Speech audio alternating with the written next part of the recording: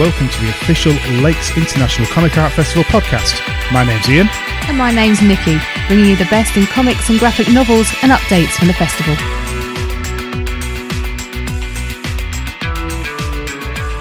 Hello and welcome to the Lakes International Comic Art Festival, episode 76. My name's Ian. And I'm Nikki. You didn't do it right. Why? You didn't say podcast at the end, and then that threw me, because then you just came out with didn't I? episode. You just was weird. It's because I'm typing on the show notes Right. about the festival. Right. So you prepared yourself then?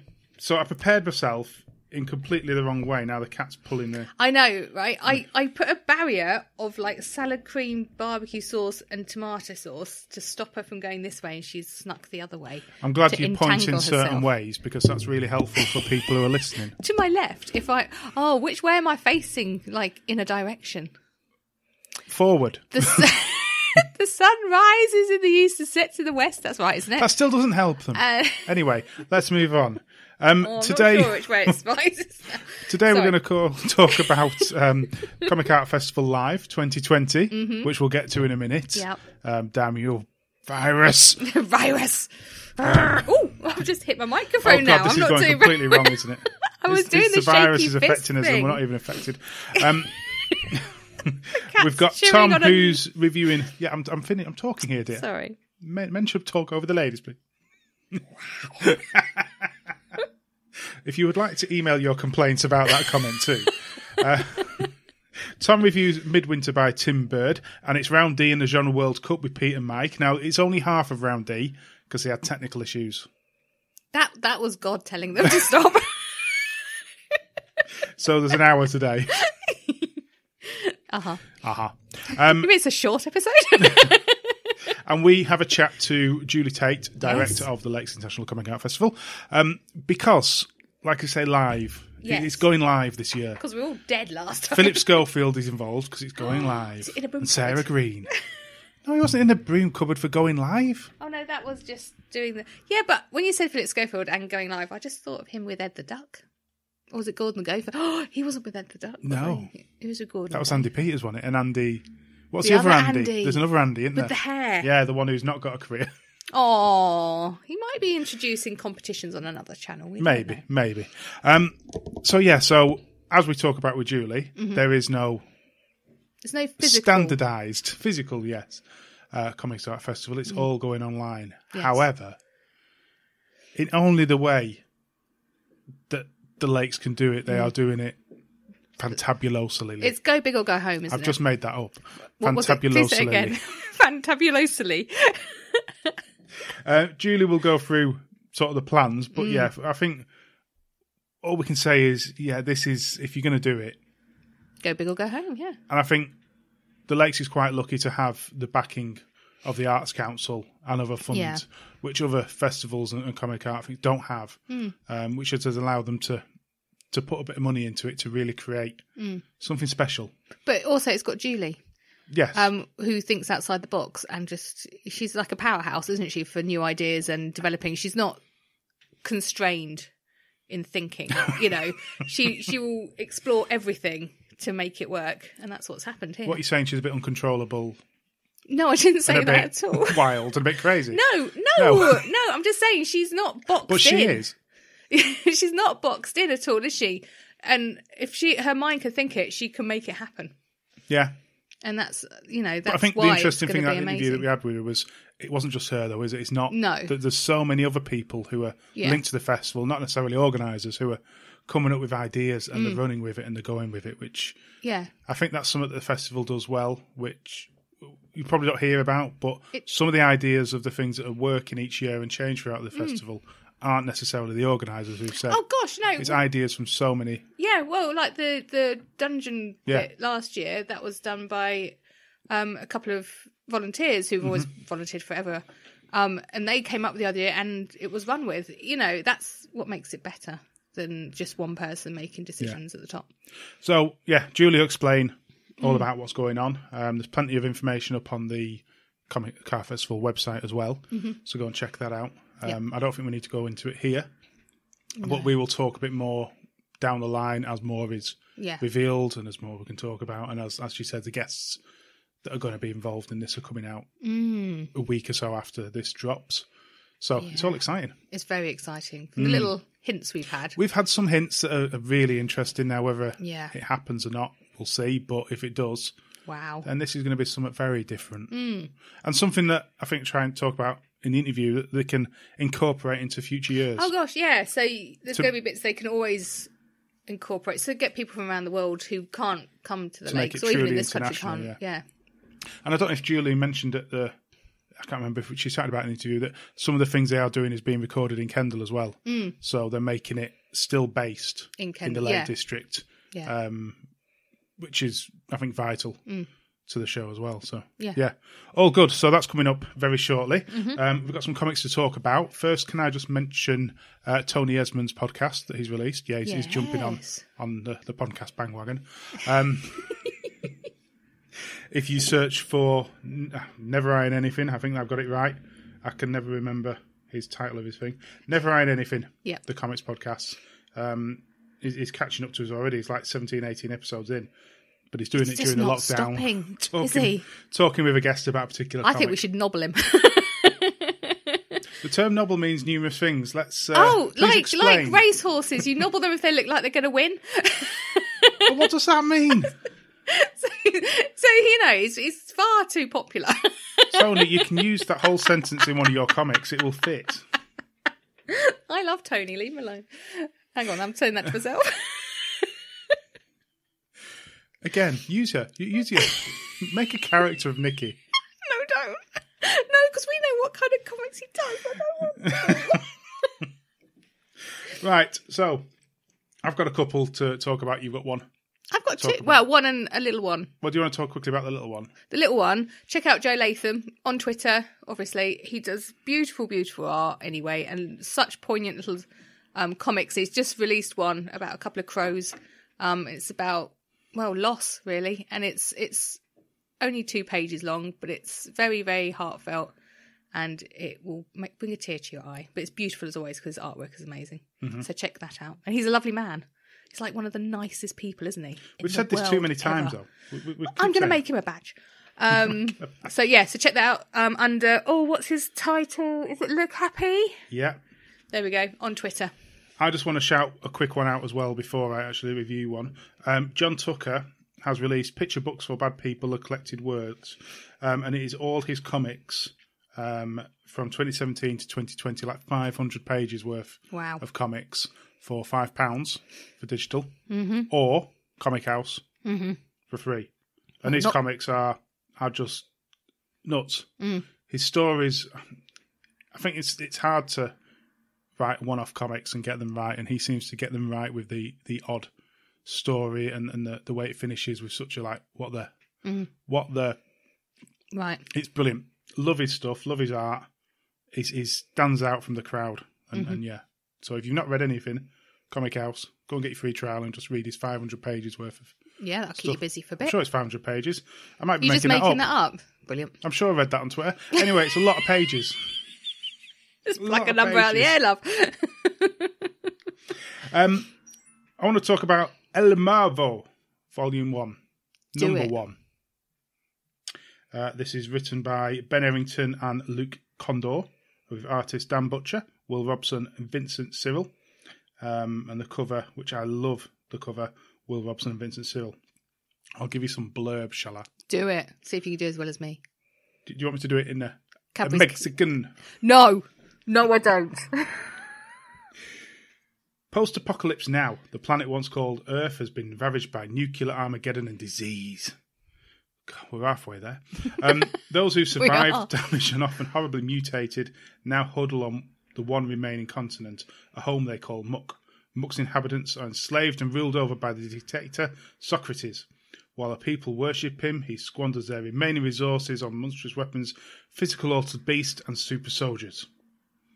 So that's your basic background. But the main clutch of this is bringing back El Marvo. El Marvo. Who is a wrestler from the past. You can imagine the type, the mask and the luchador. And in sort of the basics, that is the story. Is the initial volume 1 is them bringing this character back to fight for freedom. But it's done in such a funny, blood-soaked way. Eyes popping out when they get shot and so forth. It's a silly comic, but it's really good fun. Love the style of the art. I'm going to pass it over to you, actually, because you've not managed to have a quick look at it. Nope. And I'll let you have a very quick look at the art. It really jumps out. Oh, there's an advert for Comic House. Oh, no! Quick advert. Quick. Oh, yes. And it's a really fun comic. And I would recommend checking it out. I think they had issue 2 on Kickstarter, which they delayed due to the coronavirus. Mm-hmm. But yeah, issue 1 is up there to have a look at. And I say it's just one of those fun comics that I'm looking forward and intrigued to see what they do with his character. Because why not throw a Mexican wrestler in a futuristic, war-torn, why not? mutilated world? Yeah, that's the beauty of comics. Well, it is, isn't it? Yeah. You can do whatever you want. Mm-hmm. And now you're waiting for me to pass you the blurb for what you want to talk about, aren't you? I do. Okay. I do indeed. So you are talking about... I'm talking about Reanimator, which is by Lyndon White. Mm-hmm. Again, lovely bloke. I only speak to It's nice not just people. Lyndon, though, is it? Oh, I can't see. Oh, don't tell me this. I'll find out for you. Exactly you give me this, and it's like you haven't given me anything here. Well, do you want to give the blurb? Yeah, I will now. Bloody-minded scientist Herbert West struggles to reanimate the dead, while his partner, Kane, struggles with the morality of their morbid task.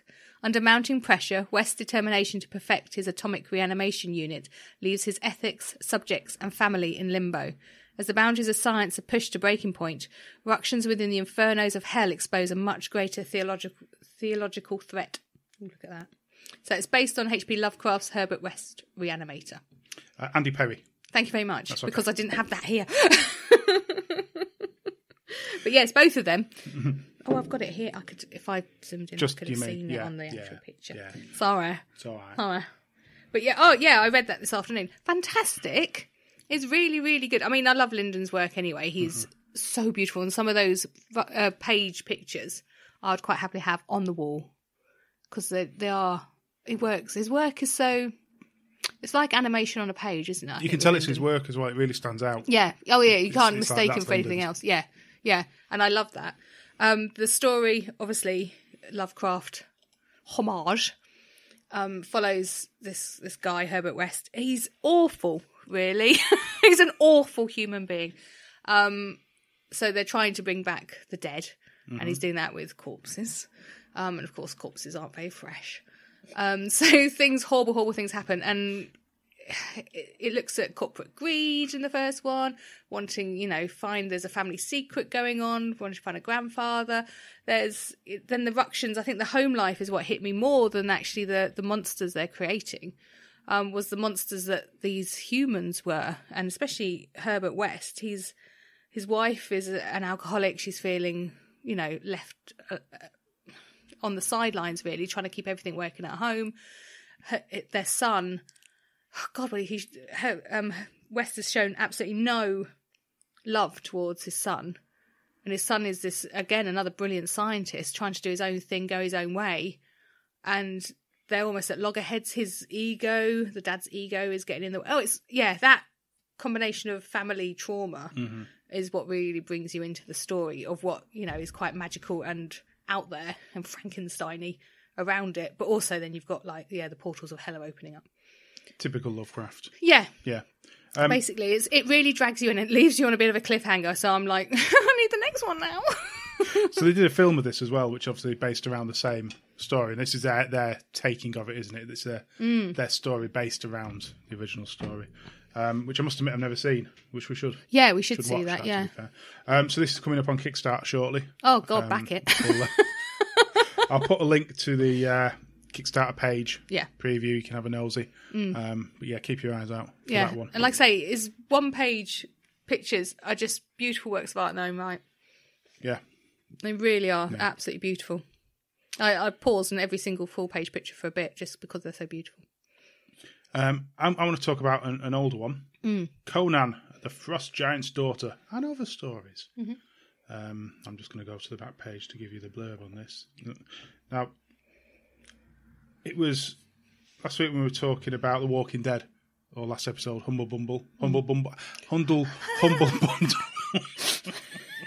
Bumble. The bumblebee came flying through the room. and I went back and I remember I'd bought absolutely loads of digital comics that I hadn't never viewed because I never sort of had the means when they came out unless I wanted to sit on my laptop. Yeah, it doesn't work so well on the laptop. So I was like, I've got this, I've got that. So I've got loads of Spawn, which I'm going to do my next on my list. I honestly thought it was something else. Please explain. No. You can have that one as well, Tony. Tony would have written it. Multiple volumes of Spawn, which I want to read. Obviously, we've got the entire Walking Dead series there to download. But with this Conan as well. So, Conan's stunning debut at Dark Horse was one of the biggest events in the comics industry in 2004. Series writer Kurt Buiek, who brought a fresh perspective to the superhero genre with books like Marvel's and Astro City, teamed with the acclaimed artist Cary Nord on a book that would quickly climb the charts and recommendation lists everywhere. This is the beginning sort of Conan's story. And it's an adaptation of Howard's classic The Frost-Giants Daughter, and looks at the earliest adventures outside of his homeland, where he journeys into the cold and inhuman north, a place where gods and monsters build terrible monuments in their own honour. Ooh. I don't know why they went northern. I don't know. Well, to be fair, you're northern anyway, don't you? I've never actually read a Conan comic, even though I loved the Conan movie. I was going to say Arnie. With Arnold Schwarzenegger. Absolutely I love fantasy worlds anyway. I love barbarians. I don't know why, I've just always loved the barbarian thing, this lone, this lone man wandering around and just doing what the heck he wanted. Whether it's beating up evil people, killing snake dudes. Whatever he felt like. So yeah, I've always loved that, and I think things like Hero Quest back when I used to play, sitting on my own, playing it was always a barbarian character I wanted to play as. Yeah, you're shaking your head like you understand. Do you understand? Do you feel a barbarian urge? I never wanted to be a barbarian. I was more of a wanted to be a mage, because I thought if I could stand back in a fight and hit them with some lightning, then they're less likely to hit me with anything. So this, as I say, follows the story as Conan just wanders the wastelands in this cold environment, and he just gets sucked into battles, which then ends up working for a village to go and save the village. The village then fights against him, then aims to have him killed, and he ends up in this magical city where he's been aiming to go for. But obviously the city isn't what you want it to be. It's something completely different, and he ends up having to fight this. Yeah, it's a whole journey that he wanders and just keeps bumping into things. Which then want to kill him. Essentially, it's a case of, thank you for saving us, but we don't trust you, so we're going to work out a way to get rid of you. Oh. And it's just, but that's basically his life. You just think you should have stopped somewhere and just set up a pie shop.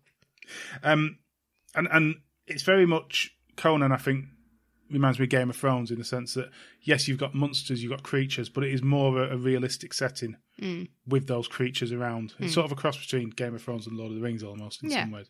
But I love the artwork that's within the whole comic. And it's making me now want to go back and look at the originals from way back. But no, if you've not read it, it's well worth grabbing. I'm not sure where you can get it from, actually. I'm going to have to find out. I'm intrigued. We'll have a look. Yeah. But I say, if it comes up anything like this on Humble Bundle, it is so worth picking up. And it's probably a bigger collection I could have grabbed. I wish I had. Oh, well, you didn't know. No, I didn't know. There you go. Good job, I did. But yeah, so go and grab that. Really enjoyable. Okay, should we get Julie on? I think so. Come in. Sounds like we're keeping her around the back. Come on, you can come in now. We don't pre-record anything. Not at all. We'll let Tom, Mike and Pete have their bits as well. And then we will be back next episode with a Warhammer special, which I'm really looking forward to. Oh, yes. Yes. Oh, yes. Oh, yeah. Yeah, I was just remembering who we interviewed. Oh yeah. Yes.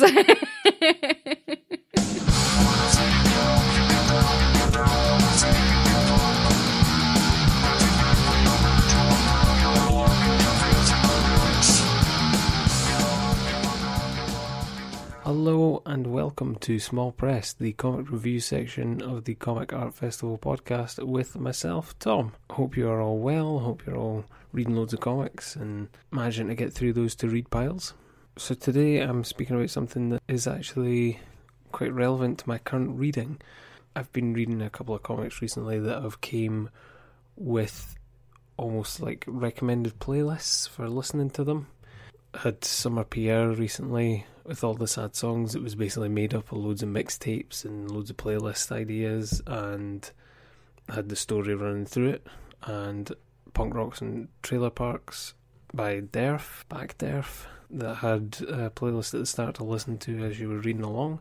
And this one that I'm talking about today is basically just a series of playlists. I am talking today about Midwinter, 1982 to 1998 by Tim Bird. Yes, Tim Bird, who I've spoken about previously with his Asleep in the Back. I'm actually a big fan of Tim's work, really big fan of his stuff. He's got a nice, lovely, simplistic style that I just adore. Doesn't really tart it up, but has a keen eye for detail in just all the right places. And this one, Midwinter, is a bit of a strange one. On the inside cover, well, the cover itself is like bold. He's got a propensity for using like bold lettering, and he's got a bold yellow lettering at the top, Midwinter, 1982, 1998. But this big giant red circle on the front with some trees at the bottom. And upon further inspection on the inside cover, we've got Midwinter, the winter solstice, the particular day of the year on which it is light for the shortest period of time, in brackets 21st of December in the northern parts of the world. And there's like a little sun up there, all red. And that little sun is on every single page at the very top, right through the book. And it is a series of pictures of very British looking homes and backwoods and shop areas and bus stops and parks, motorways, very sort of block colours and everything without it, very muted pastel-y kind of colours, giving that red sky at night sort of effect over it. It's literally just pictures like that with a playlist of 10 songs underneath. Now, see, explaining that, it doesn't sound like it's much at all. But as it goes on, like it says, it starts at 1982 and it makes its way to 1998. And reading along with the kind of pictures that are up the top and with the songs underneath, just watching it change slightly and knowing that it's the date of 21st of December, there's some sort of Christmas songs in amongst there as well. And as it just moves along from year to year and watching the playlist slightly change and newer things coming in, I don't know, there's something that really, really hooks with you. I really got taken with this. There's something about this, just looking at this still, almost symmetrical picture with that sun in the sky. Okay, the pictures aren't symmetrical perfectly, but there's a certain symmetry about them. And just looking at that with the kind of songs that are underneath, it just, especially if you come from that sort of era and that kind of time, if you grew up in that kind of time and with these kind of songs, it's so heavily affecting. And it's nothing, you know, Tim's style, like I say, isn't flashy. There's nothing overly complicated about it in any way, shape or form, but he just seems to have a knack for picking the right picture to draw for the right emotional hit for the year and for the songs and everything that are at the bottom. So, for example, 1995, so kind of near the end, 1995 is a picture of some woods, but it's like a roadside with woods and the little fences along the side with a sort of one of the bushes growing through the fences. No massive shadows or anything like that, just very simple. You can tell that it's a road and a pavement and some trees with still the red sun in the top. 10 songs underneath. Earth Song by Michael Jackson, Father and Son by Boyzone, Free as a Bird by the Beatles, It's Oh So Quiet by Bjork, Missing, Everything But the Girl, Winter's Tale, Queen, Gangsta Paradise by Coolio featuring LV, I Believe / Up on the Roof, Robson and Jerome, Wonderwall, Oasis, and The Gifts of Christmas, Childliners. Like, I grew up with a lot of these songs, and you can kind of hear it when you're looking at the photographs as well. Do you know what?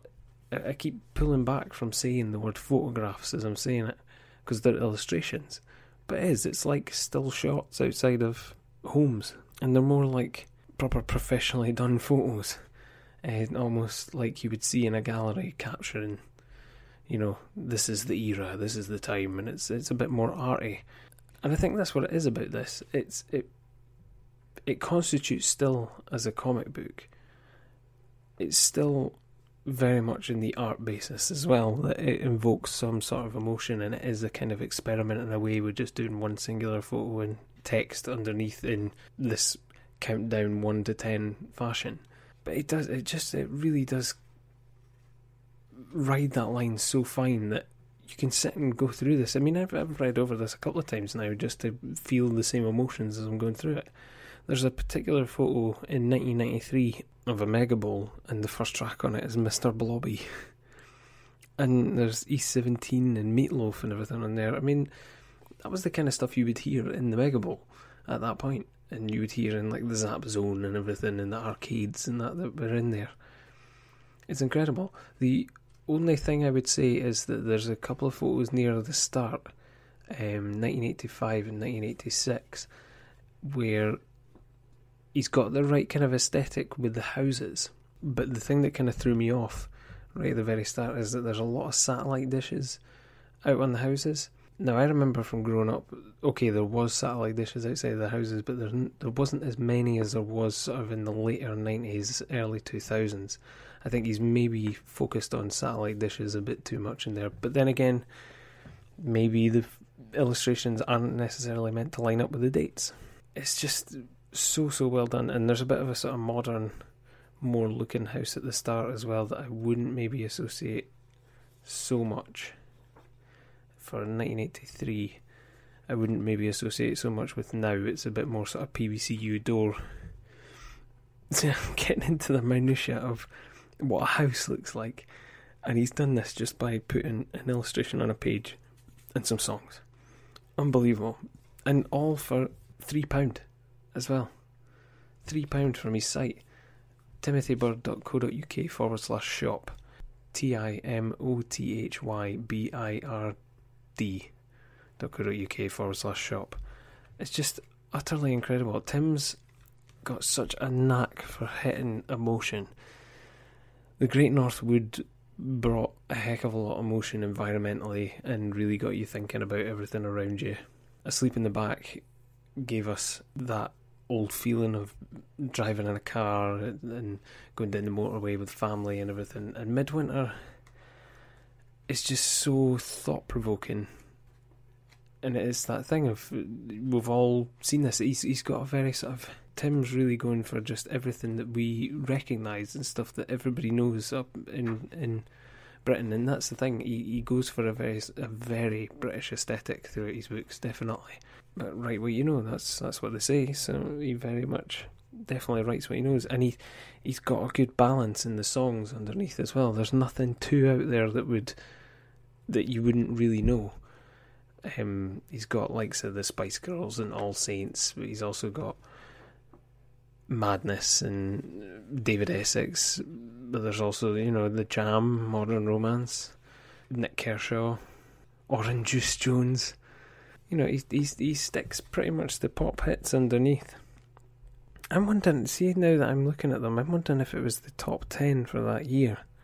Oh, see, now that's something that you could look up, if that's maybe been the Christmas top 10 for that year. Interesting. I would highly, highly recommend Midwinter by Tim Bird. If you're looking for something sort of A5 sized, full colour, 24 pages, £3. You can't knock that. £3.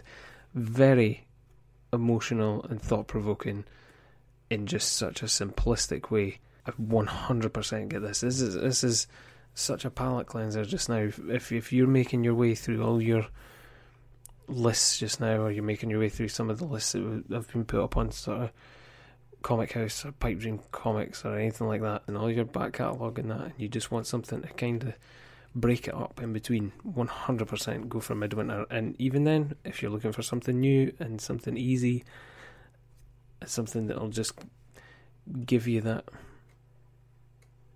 bit of difference in between your comic reading, 100% go for Midwinter by Tim Bird.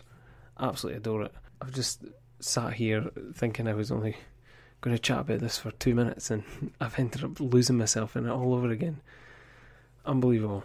You can find Tim across on Twitter at T_J_Bird, BIRD, and visit his website timothybird.co.uk. Like I say, if you go /shop, he's got his current titles up there for sale. Midwinter, Asleep in the Back, and The Rocket. But he's got a whole host of comics that he's done on his website. Definitely give him a look. 100%. Just such a great creator all round. If you have any comics or anything that you would like to suggest for me to have a look at or review, or if you've got a comic that's coming up or any projects or anything that's coming up, please get in contact with me. If you're wanting a comic project shouted out or anything like that, if you've got friends that you love their comics and you want to share them with everybody, then please put me onto what projects are going on just now, any comics that are coming up at the minute, any Twitter pages, Kickstarters, anything like that. Get in touch. I'm at Uramix, URAMYX on Twitter, and you can also get me at ThatComicSmell on Twitter and Instagram. You can also even email me if you like, thatcomicsmell@gmail.com. And that is it for Small Press this time. Eat, sleep and breathe comics, and I'll see you later.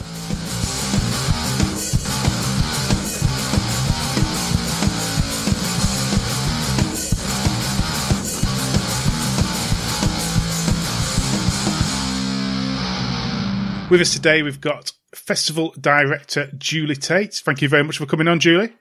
Oh, it's my pleasure. It's been approximately 2.5 years-ish since you were first on in a Marks and Spencer cafe.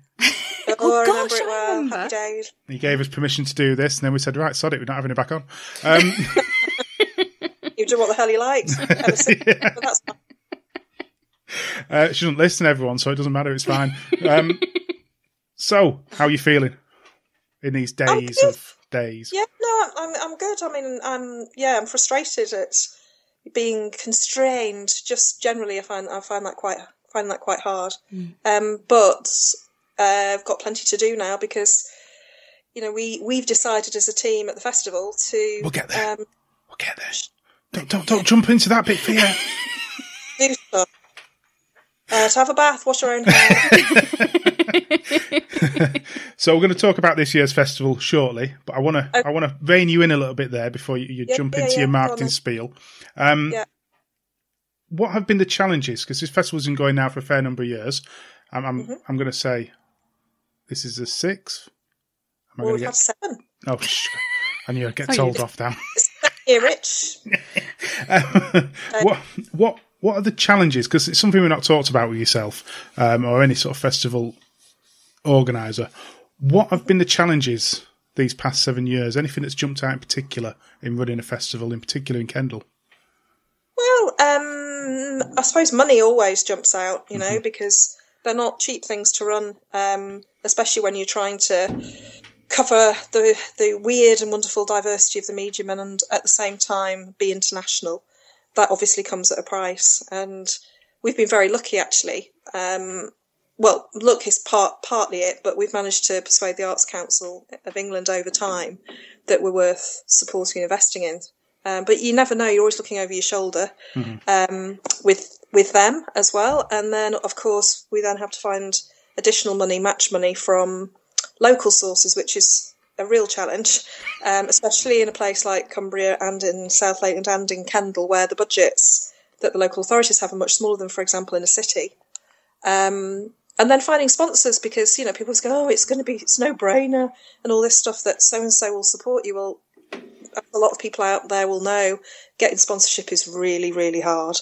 That's kind of, I suppose, one of the main challenges. And then the other one is actually the local audience, actually getting them through the doors and trying to show them what we're doing and trying to persuade them that it's worth giving it a go. It isn't so easy round here, as I'm sure you two know. And I think people are surprised. I think one of the things we've had to get over, this might sound like a weird answer, is people are surprised that something like this is going on here, so they're almost suspicious. What, an international comic art festival in Kendal? And I think getting people out of the south and out of London to come has been quite a hard slog as a result of that, because part of it is they don't believe that there's something like that going on up here, and the other thing is they don't want to get on a train or a bus or in a car and actually travel because they have everything on their doorstep, so they're kind of used to maybe not making the effort, with a few grand exceptions. So all those people out there who are in London or the south are not obviously included in that broad sweeping statement I've just made.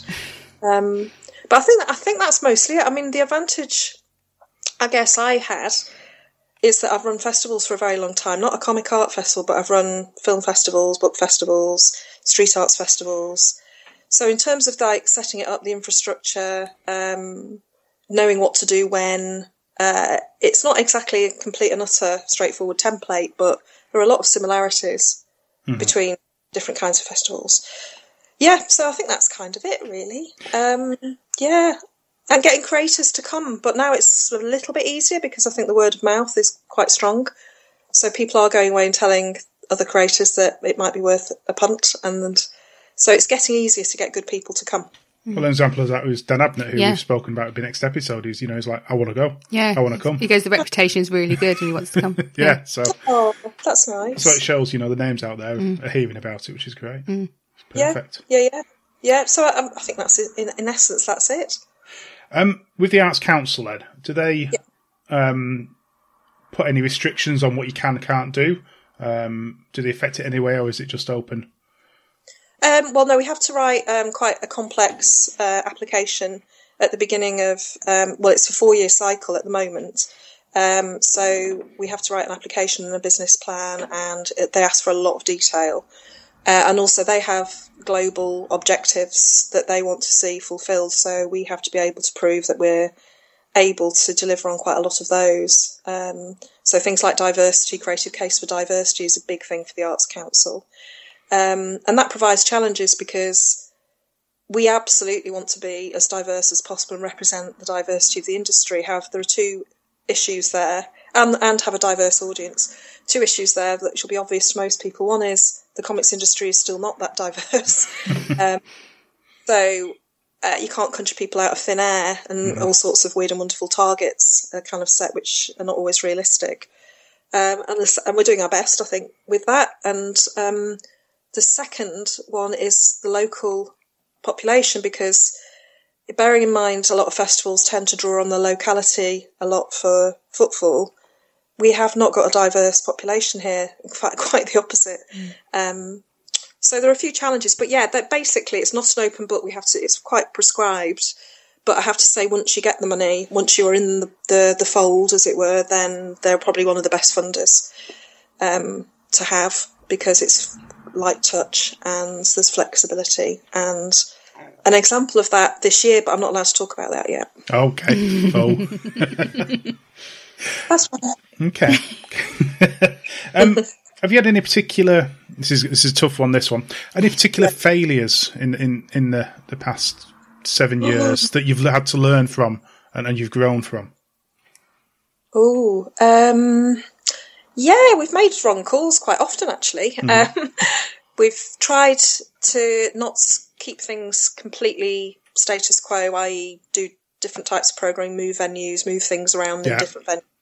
So, for example, when we had a Scottish focus, we set up a little bothy room in the Shakespeare Centre in Kendal, and that was an unmitigated disaster. It was partly because the weather was the weather was awful. It's never seen it that so bad. It didn't help the mood. It didn't help the mood No. At all. But it was not the right space to do that, and the people that were in there were too big, so to speak, for the space.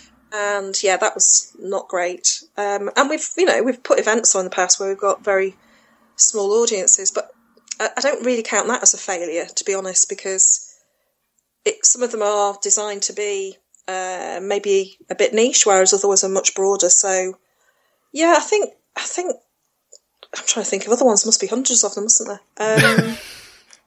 Off the top of my head, I would say that they have dropped a clanger relatively regularly on the programming front, and that's entirely my fault. And I think I have learned from that. I think the programming clashes that people weren't happy with, stuff like that. We've definitely learned from those sorts of things. And signage, but then no one's ever happy with signage. Signage and toilets are the two things that people always moan about the most. And I don't think I've ever seen an event really that's signed, had signage out and people have been entirely happy with it. But that's it. One of the things that's obvious with the event, it does change every year. You can see that you are willing to make changes and that you will try different things within the space that we have within Kendal. Yes. Yeah, and there are limitations, as you know.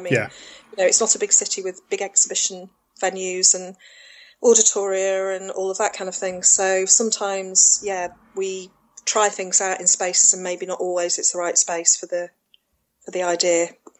And I think certainly where the panels where there may be a lesser audience, again, it's not really an issue because you've paid for a ticket, so it's not like people, you're putting extra things on that you're expecting people to buy tickets for. You've got it's all covered, so it's all positive. As long as someone sees it, that's all that matters. I agree. So, it's quality, not quantity. And the opposite to that, then, anything that really stands out as a success that you've been really proud of? Ooh, well, I think a couple of the opening night debates, when we eventually got to those, they were pretty good. Yeah. Definitely the Asterisk versus Tintin. I thought that was where, despite us not necessarily having the resource to pull off something that was quite so complicated production-wise, we actually got away with it. And people still talk about it. That's always a good sign that something's worked. And the same with Marvel versus DC as well. And I think the reason why those stand out is because, and I'm proud of those, I think, is because we've stretched ourselves. And, not every event, not just in comics, but every event, every festival does that. It's easier to stay in a comfort zone and, just put panels on and, the usual formats. And I think that the experimentation that we've done, like Dave McKean and the Black Dog performance and the Walking Dead concert at the end of the show last year, all of those things, I think they're the things that elevate the audiences and show, I suppose, the ambition that we have to do things both well. I mean, no one's out there to do things badly, are they? So that sounds a bit weird, but we want to sort of push the boundaries of what is done and what can be done and what we're able to do. There you go. That's my answer. That's very good. Thank you very much. The Walking Dead last year was wonderful. Oh, it was amazing. That was, just sitting there listening to that music with the art. It was just, stunning. Stunning. Good. More of that this year. Anyway, we'll get to that. Before we discuss this year, can you just give us a basic run over of what's involved in planning for a festival? How long before the event do you start looking at that particular event?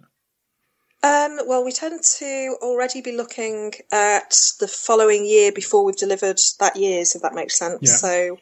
So certainly start planning for the following year in the summer of the year which we're delivering a festival in. So, for example, this July, August time, I'd be starting to pull together some of the key guests and venues and stuff like that for 2021. And then generally, and people are a bit surprised by this, and it has sometimes meant that we've dropped a clanger and that we've missed an opportunity for new things, but we tend to have got all of our guests in place by the end of January of that year. We have the artwork for our main image ready by January. We have a marketing plan in January. So I guess we recover from the festival as best we can, have some planning time and fundraising time, and then in January it's all systems go. So it's quite gruelling. I mean, quite a lot of people do say, well, what do you do for the rest of the year? And you just have, well, it's fair enough, but you kind of just go, Have coffees in Kendal.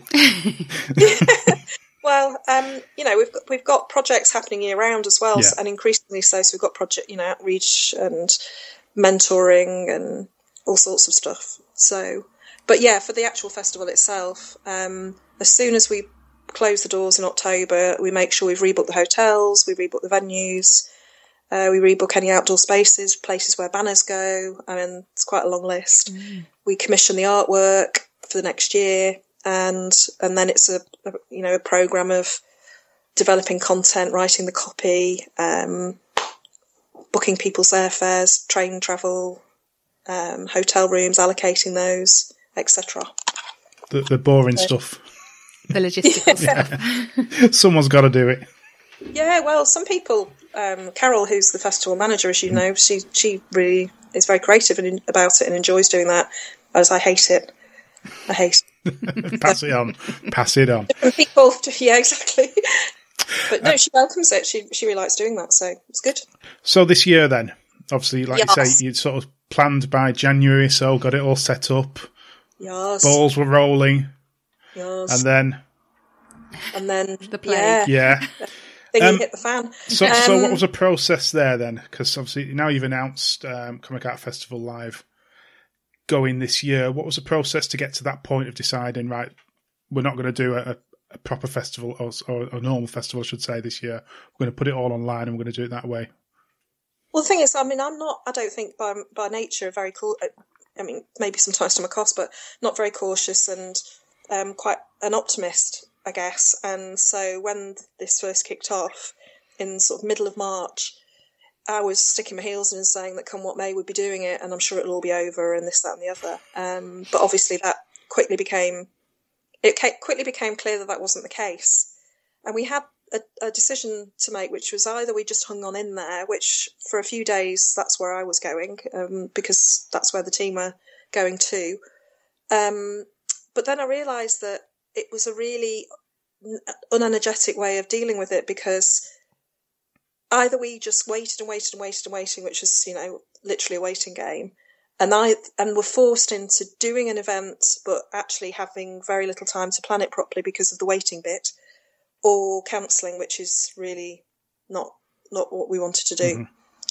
Mm-hmm. So when it, as I say, over the weeks became clearer and clearer that there wasn't going to be an end date for sure, and there wasn't a clarity about whether any international flights were going to happen anytime soon. And if there were any, they'd be double the price or whatever. It all started to look a bit grim. And I had been talking to a number of people outside of the festival, actually, who have a lot of experience in digital stuff, and started talking about what a virtual event could look like, and got really excited about it, and then decided to suggest to the team that we made a decision sooner rather than later. And within 24 hours, we'd made it. And that was a few weeks ago. And we wanted to get to a point where we'd actually put some meat on the bone, as it were, before announcing it, and having some good things and good developments already in train. And that was that, really. And I have to say that, it's a heap of work. I hadn't, at the time, but it was a bit like setting the festival up in the first place, realised that it was pretty much like starting from scratch again. It's a completely different ball game. But everyone's very excited by it. So here we are. It is looking and sounding exciting. So what can you tell us? What's going to be going on that you can discuss now? Well, it's fine. We'll be saying more over the next few weeks, I think. But what the approach we've taken is that we want to try new stuff, and we don't want to try to move a festival that's physical online entirely. There'll be bits of it, but most of it will be new stuff. Because it's not ever going to be the festival. The festival happens in real time in a physical space with people all brushing up against each other. So, we thought it'd be dangerous to try and just replicate events. So we won't have hour-long events and stuff like that. We won't have panel debates. We won't have any of that stuff. We're going to try and use the medium of, the digital platforms rather. to try new stuff, things that we wouldn't normally do at the festival, and get creators who might not come to the festival ever, but might be prepared to do something virtually. Because obviously there's an opportunity there. So at the moment, we're developing a number of different strands. What we'll do on the Friday night is we'll actually launch it a bit like a Netflix series. So we'll put a ton of stuff up all at the same time. So people can, she says, hopefully binge watch it, or they can dip in and out of it. And that's the sort of first phase.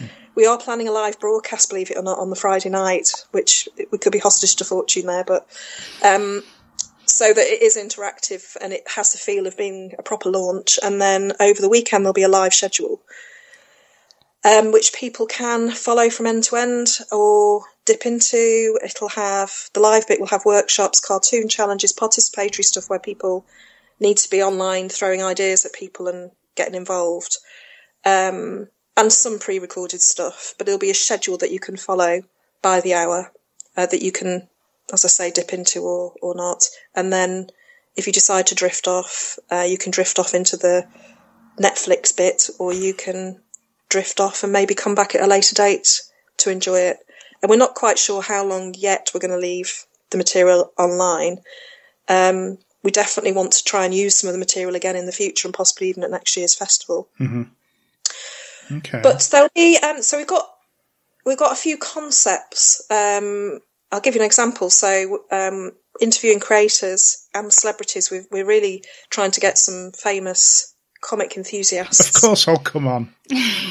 Involved. So we're doing, like, instead of an interview, we're doing a Desert Island Comics series, and there'll be interviews with people, as with the famous radio programme, choosing their 5 favourite comics and saying why, a luxury item, and probably their favourite crisps or brand of biscuits, because we can't allow people to choose a piece of music, because if we play it on air we'll get copyright. You don't want that. And we've already piloted one already, and it's bloody brilliant. So I think it is, because we're lucky to have some really talented people on our team. Our chair, Peter Kessler, for example, is an award-winning TV producer of Mrs. Merton's show. So you couldn't wish for someone better, really, to get knee-deep, if not deeper, into the whole process and be helping us to actually produce a lot of the material. We'll be doing a Through the Keyhole, where we go into people's studios or into their comics collections and have a good old rummage. We'll be doing live draws, but they'll be different to the kinds of live draws we've done before, with different kinds of people. I say workshops, there'll be a kids' corner, there'll be some thinking bits, more serious presentations about different elements of the comic world, but they will be short. We're really aiming to keep everything manageable, using the medium, so people are not going to sit, we don't think, generally they're not going to sit for an hour and listen to someone blathering on, but they might be happy to make the commitment to watch somebody blathering on for 20 minutes rather than 60 minutes. So there's all of that, and then we're going to have a section which is frippery and tomfoolery, and it will involve Viz and a whole host of people who are willing to take on cartoon challenges which are a little bit not risky but a bit different. I mean, so that is kind of essentially it. As I say, the key thing is that we want it to be entertaining first and foremost, with some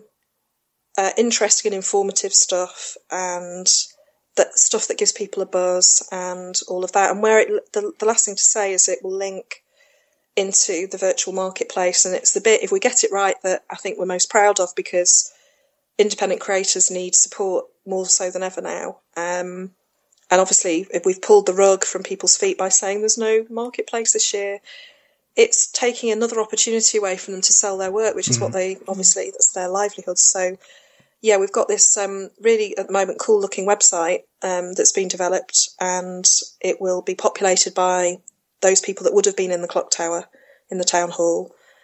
It'll be launched at around the beginning of June, and it'll be up for a year. So, and we're not charging a penny to any of the creators. And so we'll be driving people to that in the run-up to and over that weekend and then subsequently. And then, providing it works, we will keep it up forever. We'll just keep changing the people who are in it each year. I was going to say, what do you think this is going to change the way you do the festival in the future? Is this going to be incorporated, do you think, into future events? I don't know, to be honest. I mean, it's an opportunity for us to bring new kinds of content and to involve people, as I say, that don't travel. And of course, there is obviously the environmental impact bit of what we do, which has always got to be questioned. And it may well be, if the technology works and the formats work, that we have, fewer international guests in the flesh and more of them virtually. So I think we'll just wait and see, but we'll be monitoring and asking people for feedback on things that work well for them. And if some of them do work and they're only doable in the virtual way, then we'll carry on doing that. Oh, and I forgot to say, one section that's really exciting that we're doing in collaboration with a company in Cheshire who are kind of at the cutting edge of VR in particular. And VR, as it interfaces with comics, they're going to do a whole section on our event, which is on the future of comics, looking at AR, VR, out there digital platform stuff, which I think that is a new thing for us for sure. Excellent. And something we've not actually said, this is going to be free, isn't it? Yeah. For everyone. There's no sort of underlying cost for you to get involved. No. It's totally free. The only thing we're grappling with at the moment, I think we will have to go down a minimal charge, is the workshops, because they're top people running the workshops. Obviously, we're paying them a fee, but also we need to be limiting the number of people that come. But we need to know that those people who say they're going to come will come. In my experience, the only way to do that is to charge some kind of fee, but it'll be very small. It's not a money-making exercise, really. It's just a way of being able to manage those effectively. So to me, it jumps out as just something that is going to show the world what the Lakes is about that you possibly would not have done previous to this. I think it's brilliant. I just think it can only help the future of the festival, as well as dealing with the situation. It's a huge world advertisement, isn't it? So it's amazing. Yeah. I hope so, and I think one of the things to say is we are going to make sure that we locate it as much as we can in Kendal, so have material filmed in Kendal and the Lakes, have hopefully some kind of input from local people, so they appear over the weekend in some shape or form. So, I think it could do well. I mean, we've already had a few people on Twitter and things like that saying, come to the festival normally, but this is great, this is my chance to experience it. So the only concern is that we get it right, because obviously, because it's the technology is actually quite complex, so we've got somebody dedicated to working on that at the moment. So in regards to when we get to that point of getting access, will it be all through the main website, or will it be a separate? No, it's going to go through the website. We're just redesigning the homepage, and then what needs to go behind that to make it all work. So that's under development. It should be ready by the end of next week, and we're planning to launch it at the end of next week with the new guest list as it stands, so people can actually see visually how it's going to operate and stuff. Well, this is exciting. Yes. It really is. Yeah. And it means we won't get wet this year. It is very exciting. And we definitely want to get the message out that, someone, and they didn't mean it to sound this way, I realise it, had written from the media, comics media, that we'd fallen victim to kind of COVID-19, and I wrote back and said, no, we're rising to the challenge, which sounded a bit, pretentious probably, but actually, seriously, that's what this is about. It's not about going, well, we might as well do something online. It's like, what can we make out of the situation, which makes it interesting for our team, and makes it interesting, hopefully, then for the audience. And so far, all the creators we've approached have gone, I've never been asked to do something like that before. Yeah, go on then. So there are a few, I'm not going to tell you what they are yet, but we definitely had some of those. Oh, you what? Like, Dave Gibbons has just agreed to us. We went, never been asked to do that before. Yeah, go on then. So yeah, it's a good thing, I think. No, it is. It's brilliant. Thank you again for everything you do for the festival and for us ourselves as well. And thanks back to you and all of that, obviously. And all that. And again, we'll keep you updated on the podcast as well as to what's going on as we do, and roll on October. Yep. Maybe not quickly for you because you've got a lot to do, but roll on October. Fantastic. See you there. Thank you very much, Julie.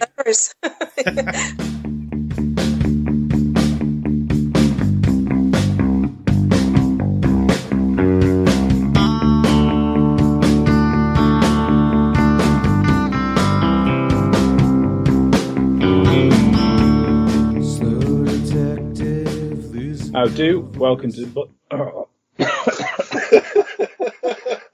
Please keep this in. First line. Oh no, this definitely is lockdown mutter dance. You couldn't have a better isolation start, could you? It's hit. I do welcome to Mutter Down, to the yakking endlessly about comics section of the podcast. I'm Pete Taylor. I'm the chronicler of Silverbeard. Online I trade as This Man, This Pete. And as always, the mutterings will be supplied by... Hi, I'm Mike Williams. I am on Twitter as @CthulhuPunk. I'm a comic fanboy and commentator. And check out Twitter to find out how embarrassingly geeky I really am. Yeah, and it's bad this week. Oh, so your lockdown project is... my lockdown project, yes. Pirate ship, isn't it? Yeah, for playing Dungeons and Dragons. Amazing. What a mature person I am. Well, the families rolled their characters, but we decided that it was best to actually start playing once all of the school projects are out of the way. So, I guess this is officially the start to the Isolation Diary section of the show. Yes, we've got sections now. We're pro. So, yeah, we decided my eldest daughter Daisy's finished her final project. That's one step closer to being free of schoolwork in the house. My youngest daughter Nancy, I think, still got about 10 days, 2 weeks before her final projects are out of the way. So we're inching closer to getting my miniatures back out, which I've dug out of the library, and getting on with our first campaign. Excellent. So, any isolation news from yourself? No. For those not aware, I am actually based in the Lakes, not far from where the Lakes Festival will not be taking place this year. I think that's been released to everyone. Yes. So it's going to be a huge virtual event. I think we've been talking amongst ourselves, and the more we hear about it, the more we think this is going to be really cool. But there's a really good reason for it. The lakes are like sat in the middle of like the three worst hotspots in the country for COVID-19. So there's a little bit wariness around here of the sudden influx of cars. So that's one of the big news items around here. On a personal level, yesterday, a huge box got delivered, which I realised was a pond liner. So I think I'm digging a pond this weekend. What a way to find out. And I have to say, last time we recorded, I was really jealous of your waitress service. I was looking on Amazon for those, the beer hats with the where you can fit in up to 4 cans either side. Yeah.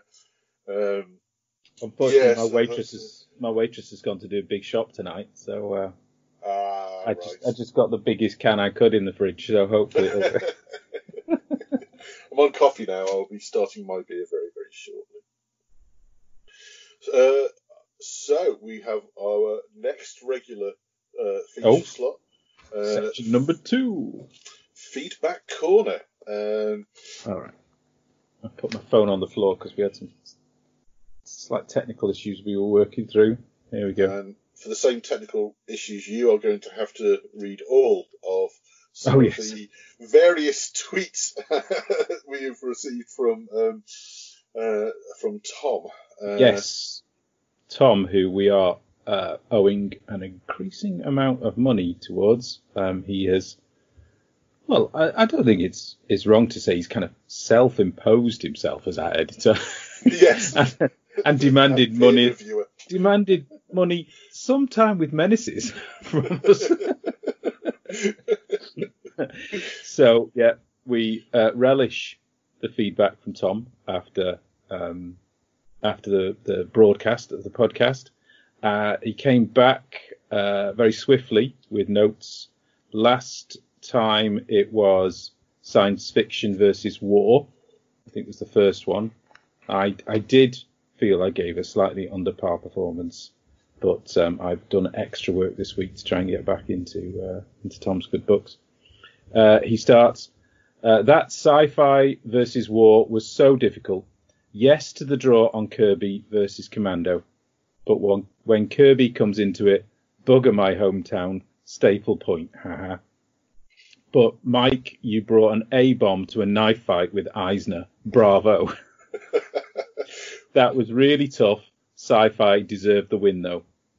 Also, Rassel, what a choice. Great series, lest we forget the side history of Tesla in there as well. And he does throw in the fact that he's a mindless one, and Blodwyn, which we also got from Gustavo. So bravo to you both. Just to explain, that's a code word that we stuck in at the end just to see he was stupid enough to actually listen all the way through to the end. It was a kind of. A few people. Well, we're just seeing how many medals we'll have to make, aren't we? Really, that's the main reason. But it goes more formally to dear editor, bravo. Those were extremely hard topics to handle. When you bring the like of Kirby, Eisner, Jeff Smith, and the legacy of British war comics against each other, you are in for a right pickle. Sci-fi is so incredibly expansive within comics, I think it would prove rather difficult to list off the whole genre. You did well, Pete, to hit some big ones and get some lesser-known beauties in there, especially with Mike going in hard with Charlie's War, Commando, and Last Day in Vietnam. Adult and fantasy just went to prove that there is a lot more similarities between them, especially when it comes to the pair of them. I will overlook that you missed Fantagraphics entirely when thinking of adult comics, and will suggest you read We Told You So, Comics as Art, but there was some tremendous picks all round. I have never ventured into the realms of Conan personally, and have read and enjoyed a number of Sandman comics, but I would have to agree that Conan wins out in that battle. Conan has more of a history, and anything that has an Arnie film or two behind it has to win, really. Seriously, well done for continuing with this and navigating it so well. Although with no having heard about my fee, invoice unanswered, and featuring so heavily in this episode, I'm afraid my solicitor will be in touch. His name is Jeff. Lovely gentleman, ruthless, but lovely. Look forward to the next rounds. I will be paying close attention, as usual. Your pal and mindless one, Tom. Blodwyn. Awesome. Yes. Really, yeah. Thank you. It's good to know we're going generally in the right direction. And yes, I am constantly aware of some of the things I'm overlooking. Fantagraphics, small press, and world comics to a certain extent. I was going to say I've dumped manga off the list a lot because it's almost a show in its own right. Yes. For some of these genres. And we are getting into the territory, I think, the more we do some of these things, of finding how easily something can fit into multiple genres. Yeah. But, as we do point out before we generally go into the discussion of these, it really is, this Genre World Cup is mainly an excuse to put forward ideas for comics that you might not have heard of. We throw in ones, I think, that are very well known, but we will always try and pick a few that are perhaps lesser known within that particular genre. And it might be worthwhile, if you do have extra time during lockdown, not everyone does, to pick up a different title within a genre you enjoy. So that's one of the points we're trying to make, really. Yeah. I mean, as you mentioned, that's really behind this whole conceit. But for anyone joining for the first time, what we've been doing is an attempt at a World Cup of comic genres. So we actually have 4 groups to begin with. and this is the final group, Group D, where we'll be dealing with genres such as comedy, drama, superhero, and zombie. We're going to draw them at random. The idea is we try and give an idea of the best of, or really in any format we feel suits the genre. But at the end of one genre playing against another genre, we'll do a series of penalty shootouts where we quickly surmise what we think is a really great example of that genre, and then we vote on the winner, and that kind of determines how we get an overall winner in the most least scientific way possible. That's what we're doing at the moment, and it's the final group.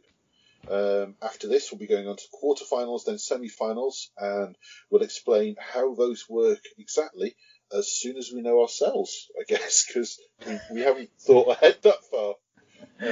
But we are expecting some special guests if they'll come on. Right. So I guess we need to decide the first match. Yeah. So I'm holding a piece of paper in both hands, left or right? Left. Okay. We've got zombie. Okay. You hold up too? Yeah. Left or right? Left. Drama. So the first one is zombie versus drama, which leaves comedy versus superhero for the second match. Nice. Do you want to go first? Yeah, sure. Okay. So, just to clarify, early on we decided that zombie would have its own category as a genre. And by that I mean that I demanded and would throw a tantrum if it wasn't. So here we are. If you have listened over the years, you'll know that post-apocalypse and zombie genres really resonate with me. And I know that harks back to the fact that during my childhood, my dad and my uncle owned one of the first video shops in North Wales, all pre-BBFC. Meaning there was huge numbers of trashy zombie horrors, proper video nasties, but it was Dawn of the Dead and Mad Max 2 Road Warrior that kind of defined those years for me. And I just watched so much zombie stuff. And not all zombies stories in comics involve an apocalypse. So hence, that's why I've always shifted it out personally as a separate genre. It's never zombies themselves that appeal, but the sort of the horror and the situation that grows up around them and that they work with, the story. And I think that's what appeals to me more than the actual iconic monster itself.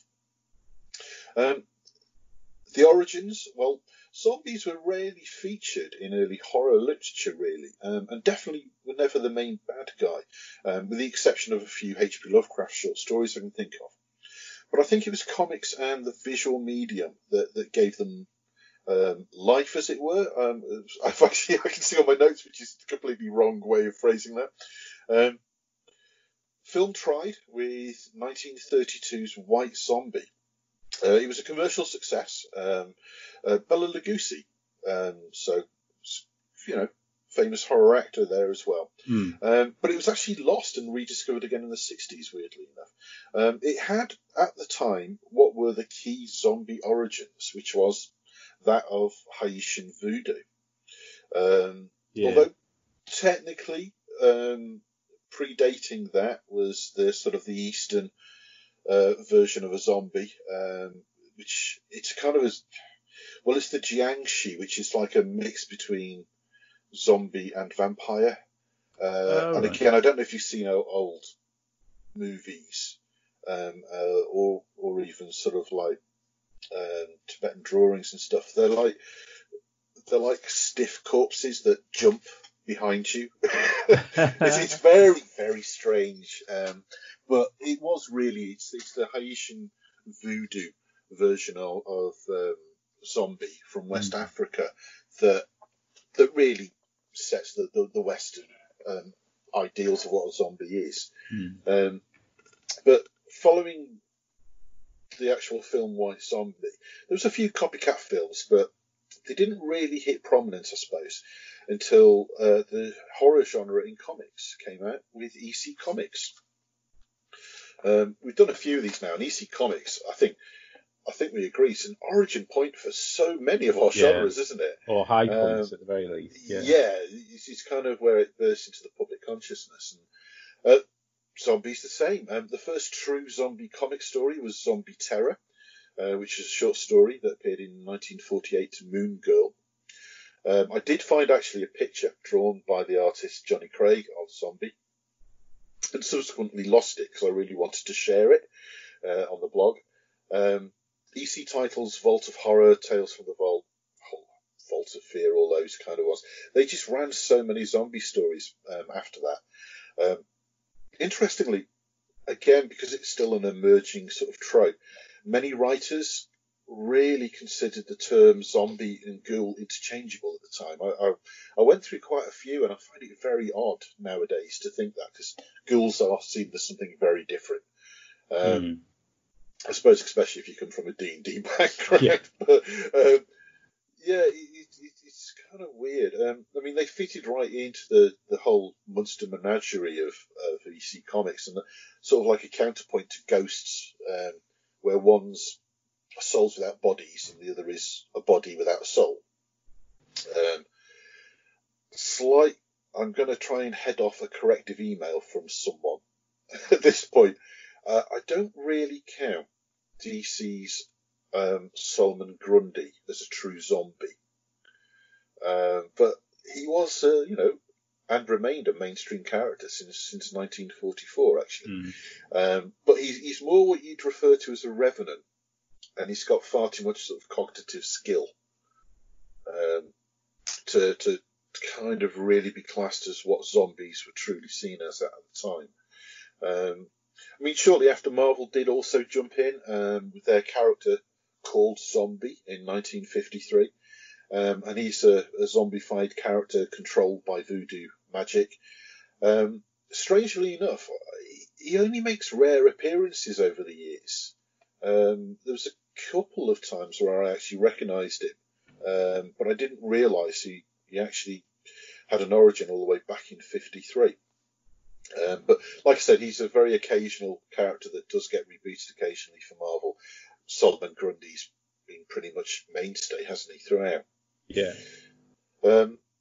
54, another common event that we come across is the Comics Code Authority, fueled by the moral outrage of the American public. Or the moral outrage at the success of EC Comics. Yes, basically. I mean, they specifically banned zombies, vampires, and werewolves in comics. As EC Comics quickly learned how to bypass the code by relaunching their horror titles as magazines between 64 and 67, zombies enjoyed an audience again. But it was 1968, an event occurred that completely changed the zombie myth, and that was George A. Romero releasing Night of the Living Dead. Romero states many sources for his inspiration, and again, I've read so many interviews, and I remember him mentioning Kafka. I remember him mentioning what's his name, Matheson's I Am Legend that came out in 54, because that kind of got a bit of a zombie hype going again. Yeah. But he also directly mentions EC Comics, and under Romero, zombies became slow and shambling, mindless and relentless. But one of the things I realised was the danger of something so slow moving when it becomes a crowd. And this is where the mythology really kind of moved on a lot. And the origin being shifting from like voodoo magic to more science and the concept of infection. And I think that's the big kind of change in culture there, or the shift.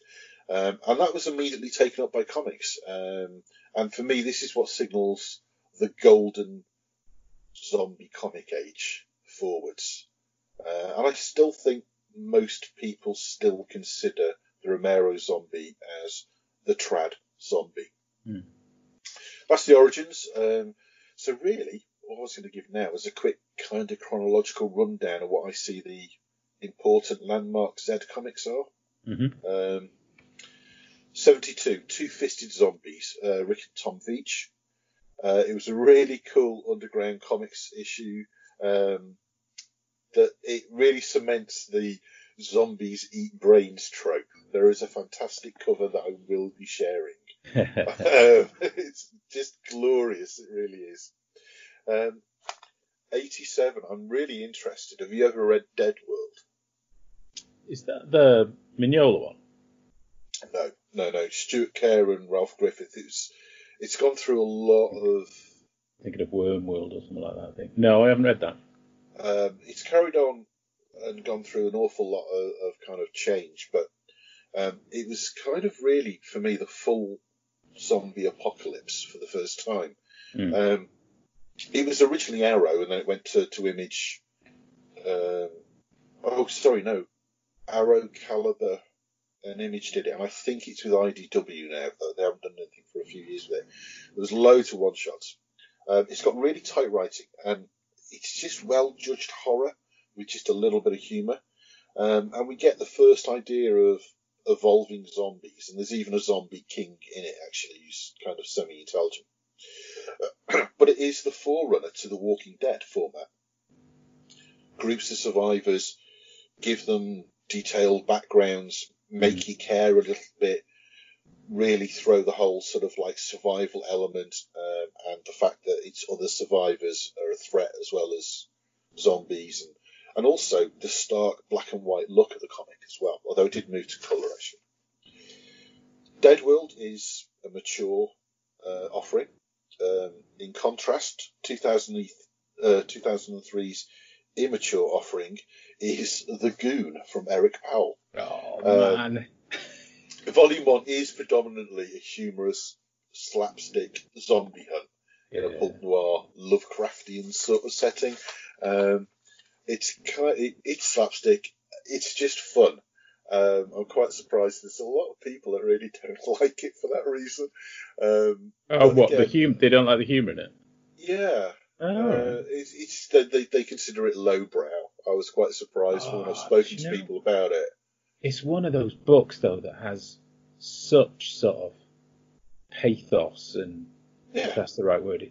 I mean, there are some really heartbreaking, sad bits to that book that just puts it to, another level, really. And I love in the same way that the story can dip between humour and, and real drama, that the art as well has that ability to swing between, some quite fast, cartoony elements to some really fantastically drawn, graphite and watercolour work that's incredibly detailed, and really sort of shows off a different side of the story sometimes. It's a lovely read, and I think it's the cartoonish violence. That's the whole point. It's the juxtaposition between that and everything else that's going on. I don't quite get the criticism, but I've stuck it in there because it's a favourite for me anyway. Brilliant. The same year, we of course get the masterpiece that is Robert Kirkman's The Walking Dead. It's an epic saga that details a believable zombie apocalypse from the offset. 193 issues, handfuls of Eisners. I think it wasn't just once or twice. It was the highest selling comic for quite a few different peaks, wasn't it? Yes, across a number of years. Yeah, certain issues. Yeah. I mean, wow. I know. That is something for a non-superhero comic, to be honest. Yes, as totally. Well. And I really have to take a pause now. You can currently purchase every single Walking Dead comic ever made digitally through Humble Bundle right now until May the 19th. I know this isn't giving you long, but I've retweeted this everywhere and reposted, and it's just a fantastic chance of a lifetime, this. And it's in support of the Book Industry Charitable Foundation. just so you know, it supports booksellers and comic book retailers who experience hardship, especially now during the COVID-19 crisis. The idea is you have to donate a minimum of $18, so that's about 14 odd quid, and that gets you everything. But honestly, I don't know anyone that hasn't donated more anyway. Just the worth of this thing, of that collection, to have that digitally is fantastic. And I just think it is important because it's a horrible reality, but we are going to lose a lot of comic shops, I think.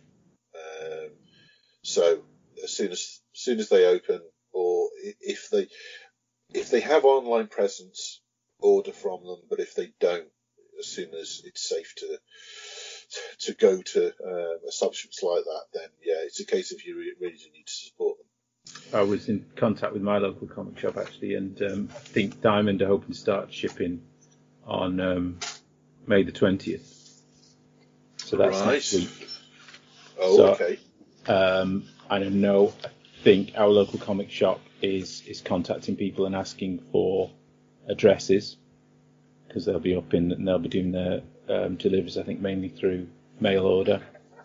So I suppose it would be good to contact your local comic shop if you have one and double check how they're going to be doing things, if they are reopening, if they need extra details. And I'm trying to put more stuff on my pull list, really, and just try and get them back out the hole. Well, that's the thing. Reading around during this time, you end up just building up a bigger and bigger pull list, or a list of graphic novels that you want here, there, and everywhere. So totally. Yeah, I'm hoping there's going to be a bit of a boom. Yeah, for them. I hope so. Yeah. 2005, start of Marvel Zombies, which it's an odd series, but I do like, and I think it's for fans of zombies, but I think it's really cool if you're somebody that knows your Marvel. It's kind of a what if kind of story plus really. Yeah. And I found them very entertaining over the years.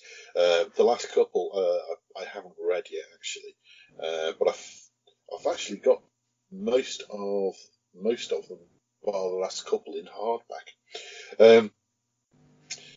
2005, Escape of the Living Dead. This is a non-canon sequel to Romero's Night of the Living Dead. It's got hippies, bikers, and just an awesome slasher vibe from the 70s. It's just for the style and the really sort of like tropey grindhouseness of it. I loved it, but even now I'm going to actually say this is not going to be everyone's cup of tea. It's just one of those things that just very reminiscent, and it's all done tongue-in-cheek as well. But it's actually superbly drawn. 2007, a couple of quick ones. Jesus Hates Zombies. Kind of does what it says on the tin, that one.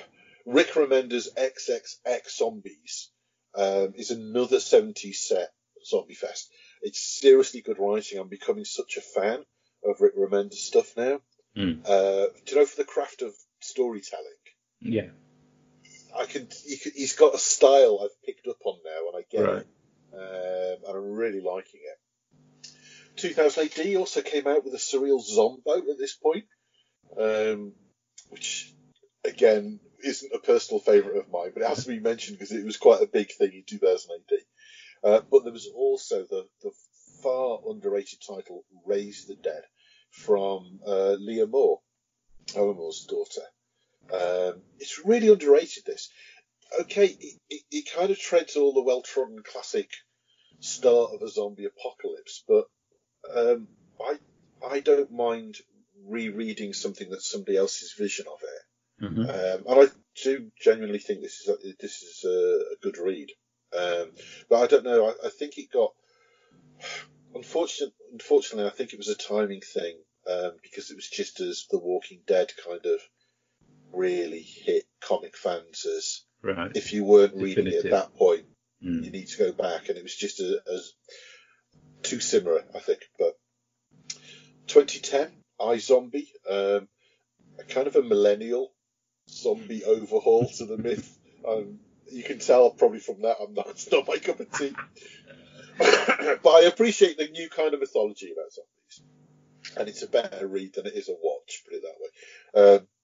But for a more serious version of that kind of a world that is living with zombies, I have to say, check out Humanoids for Loving Dead, 2005.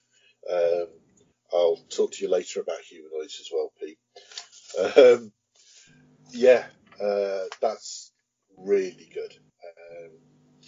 Still not read 2012's The New Deadwardians, but it's on my list because I've had 2 people recommend it to me separately now. People who know what my likes are. In 2012, also Garth Ennis and Jason Burrows' Crossed came out. It's kind of a 28-day later fast zombie affair. It's an infection that leaves you with basic human cognitive functions, but it turns into a truly psychotic, violent animal, basically. It leaves like a rash on the face that becomes a cross, basically, was the idea. It's adult, it's graphic. It's Garth Ennis doing what Garth Ennis does, really. So you may or may not like that. But I enjoyed it, and it was a real. I didn't know about it, and it was a surprise birthday present from a friend, actually. So I really appreciated that. 2013 is a big personal favourite of mine, and a big zombie title, I think. Empire of the Dead, written by Zombie Master in Chief himself, George A. Romero. Dalibor Talijic's artwork as well. It is a beautiful thing, actually. I just love his artwork so much. Romero continues what he started in Land of the Dead and kind of tries to further explore zombie evolution, which is really good. And then it takes a very sharp right turn, which divided a lot of zombie fans. So no spoilers, but I do think it's a really good work. And finally, a recommendation from yourself. Released last month from AWA publication, Year Zero. You mentioned it to me, and I desperately tried to get a copy, and then forgot that basically it probably wasn't published. Given everything's coming out. Yeah, everything's coming out. I think about 2 or 3 weeks after it was supposed to. I don't know if they've released the new date for Year Zero yet. Old Haunts, that was supposed to be coming out, I think, May the 6th, is now coming out June the 10th. That's the Lawrence Campbell one that I was talking about with Lawrence on the episode, on the last episode. So I think it's probably going to be 2-3 weeks away. Well, it was an auto ad for me, so I'll be getting it. But you did tell me to check out the AWA site, and there is a pretty good preview of it, which looks to me like a good part of the first issue. And I was sucked in. Absolutely loved it. Yeah, it's a really global view of the apocalypse. There's Arctic, Mexico City, Kabul, Tokyo, Minnesota. It's all separate little stories, all showing different lifestyles. All kind of social strata as well, but it's just like a nice, fresh, big take on the whole thing. And I noticed if you read onto the publisher notes, it kind of includes mention of like the relevance of what zombies meant in different eras, and then the relevance again to what they're trying to do with global, and we're right in the middle of a COVID-19 pandemic, so you can't get more up-to-date zombie action. And it's a good point. Zombies have always related to something, and that's always been Romero's view when he does films. So like I said, auto-added to pull this out. Yeah, I thought it looked great. Bit of news, George A. Romero's son, George C. Romero, is now carrying the Ultimate Zombie franchise in his hands, and he said he'll be releasing a new comic called The Rise, published no less by Heavy Metal. And it's really looking forward to that. It's kind of hinted at as being a prequel to Night of the Living Dead. So I have to assume it's in canon, but I don't know. But we'll see. He might go his own direction with it. Cool. Ready for I'll keep those for the penalty shootout. Nice. Yeah, there's some good ones there. I mean, I'm not particularly well read in the zombie genre, but Marvel Zombies, like you say, there was some funny little nods in the designs of them, like Captain America having the top of his head sliced off right through the A, which you can see. There's so many little Easter eggs in those. Yeah. This year. And I read I think it appeals to the more of a fan you are, the more it campaigns. But yeah. I read in the art of Sean Phillips, he basically drew that era of superhero, which is kind of prime sort of Bronze Age, mid-70s, isn't it? Really? Yeah. He drew that era because he didn't need any reference. You know, he knew what every superhero looked like. I mean, it is pretty much this kind of like if you took a snapshot of probably what most Marvel and DC heroes is the classic look, really, to a certain extent. Right. Well, I've got drama in this round, and initially a bit confused. You know, what is drama? Drama's in everything, really, isn't it? So I think after having a bit of a chat with you, we decided that it was the drama that pretty much, once you took away all of the trappings of other dramas, what was left and what was at the forefront of the story that everything's built around. I think I've mentioned, or there have been lots of other examples mentioned in previous rounds that are probably just as prominently drama. I did mention The Dreamer by Will Eisner in my non-fiction roundup, but probably more accurately that would have been drama, because it was, I said at the time, it was fictionalized non-fiction, which is fiction. Yeah. So, yeah. So I expect a bill from Tom on that front.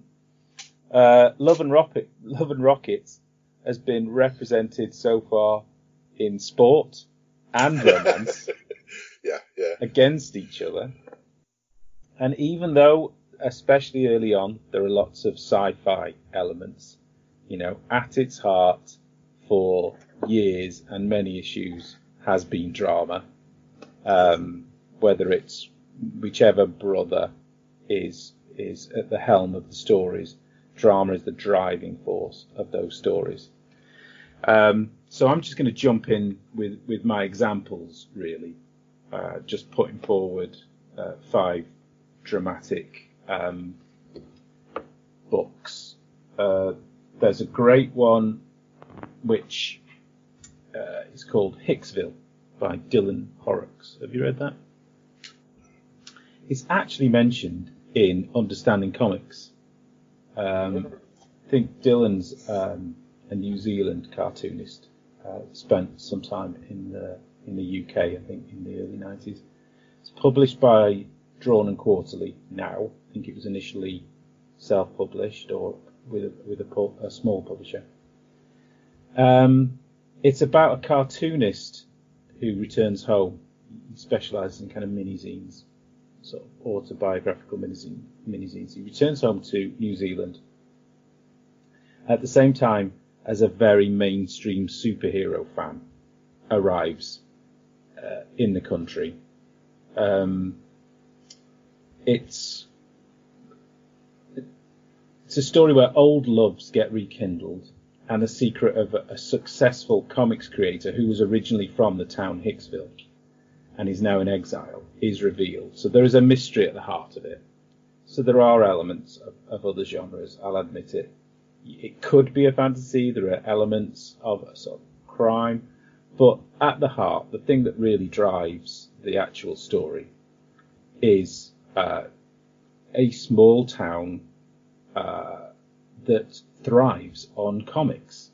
The brilliant thing about Hicksville is everybody reads comics. When this Main Street superhero gets sort of like picked up, the guy who picks him up sort of strikes up a conversation about comics instead of, like sport, or recognises, I think, some of the comic attire.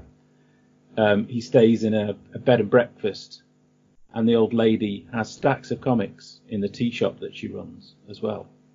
They have a kind of big festival where everybody dresses up as a comics character. So you've got jokes about people always dressing up as the same character, or people dressing up as different things. There are experts in the town on, Hergé or like Indian comics. It just sounds like the most brilliant place in the world to visit and live. I was going to say, for 3 days a year, it sounds like Kendall. True. But it's portrayed really well, and it might not belong in drama in the same way that the Dreamer has got other elements to it, but it deserves definitely a mention in any comics roundup, and it potentially is one that has slipped by people. It really is. It's wonderfully drawn, brilliantly put together. I think there's a lot of these actually that have an element of exploring the medium as well, which I think is something that bubbles under in the background of a lot of really good comic creative stories. Another one is A Contract with God and Other Tenement Stories by Will Eisner. What genre, it seems, can you discuss without mentioning him? It's published by Kitchen Sink Press. This gets a lot of attention for being the first graphic novel. It's often talked as being the first graphic novel, and it's not strictly true when you do start looking into it. There are a lot of arguments, and some of them centre around the term graphic novel. So was it the first one that was released with that term? But there's plenty and plenty of standalone books that are presented not in the comic book format, but more in a book format. Yeah.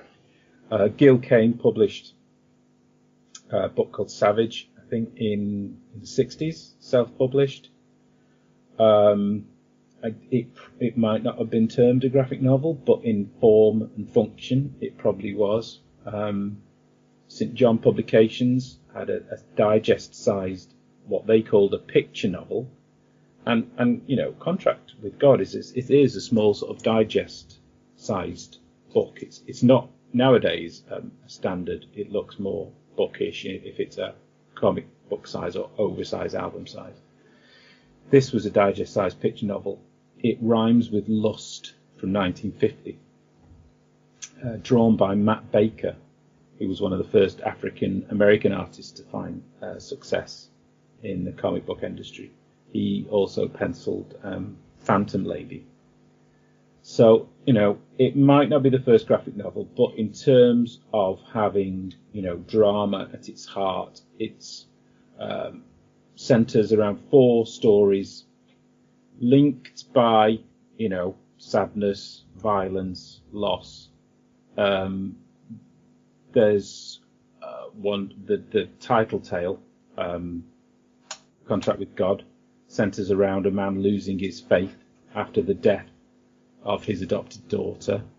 There's a story called The Street Singer, because they're all, kind of 1930s, turn of the century, New York based stories. The Street Singer is about a young troubadour who tries to be seduced by a kind of fading star, and he tries to turn the tables on her.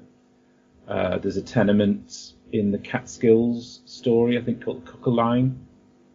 And there's a really good story, actually, called The Super, about a wrongly accused building superintendent. And he's not a particularly nice guy to start with. But the fact that you can turn somebody who is, such a detestable person into somebody you actually genuinely feel for is another testament to Eisner's skills. It's full of Eisner spritz, which was a term coined by Harvey Kurtzman to describe the globular, expressive, wetter than wet rain that Eisner would be able to portray. It is absolutely drenched. I've not heard the term before, but I absolutely understand what it is. Isn't it fantastic? Yeah. Eisner spritz. So yeah, it's an absolute tour de force. It's operatic, and it wrings every bit of pathos and drama out of every single panel. I mean, it's a kind of example of what you can do in his book that he published called Comics and Sequential Art. And he really does wring the most out of the figure and the panel contents that he absolutely can. It's one of those that always gets mentioned, I think, by not including ourselves, but people who talk really knowledgeably about comics. When you go to the festival and you go to some of these sessions in the panels, you can. Sorry, Mike, I just had my waitress service. Mike said he was jealous. I forced him to meet.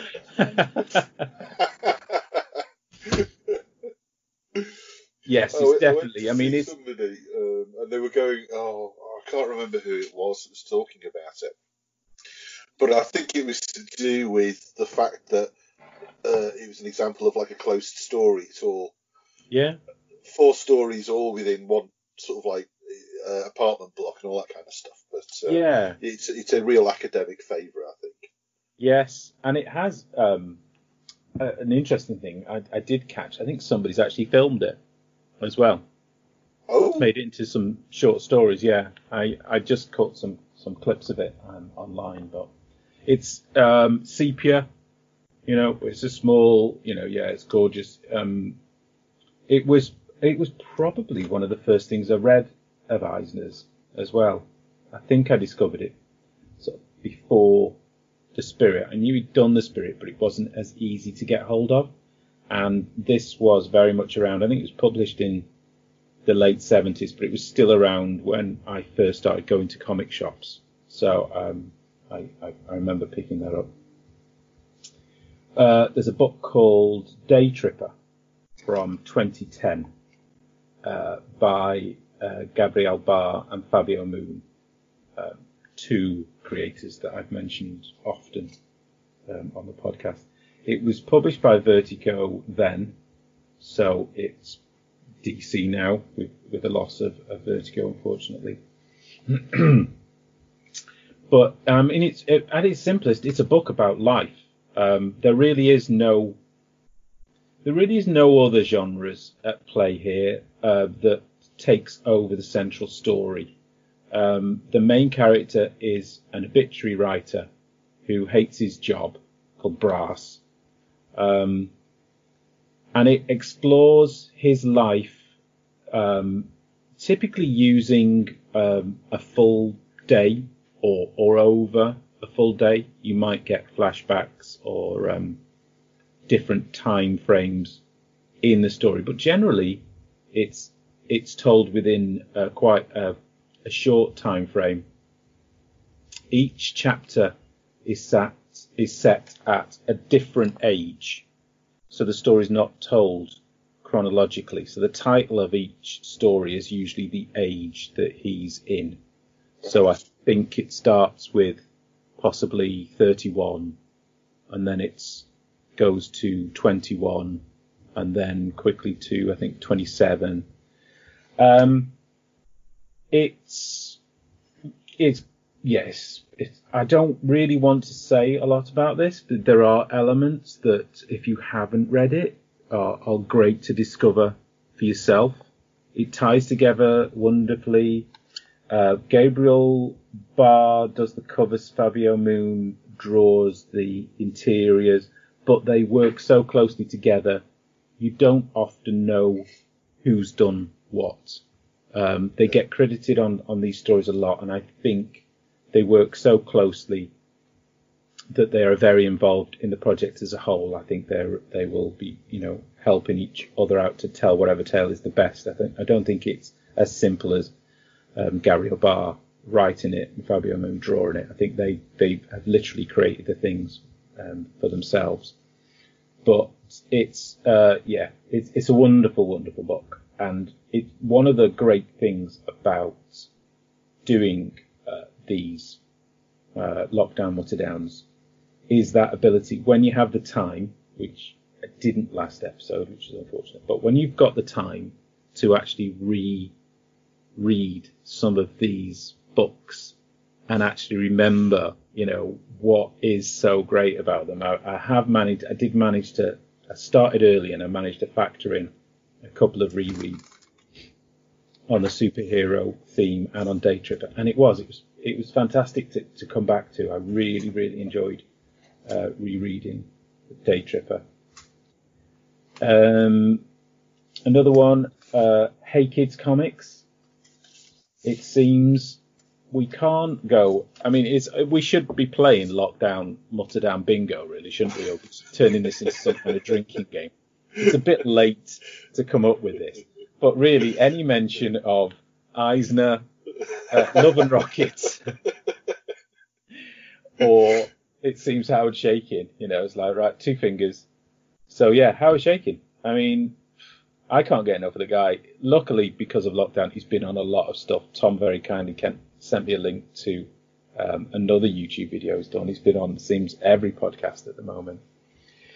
But the Hey Kids Comics is the latest title, continuing title. I think his intention is to do 3 sets of 5 issues, I think, that covers different, as far as he's concerned, different examinations of the comics industry.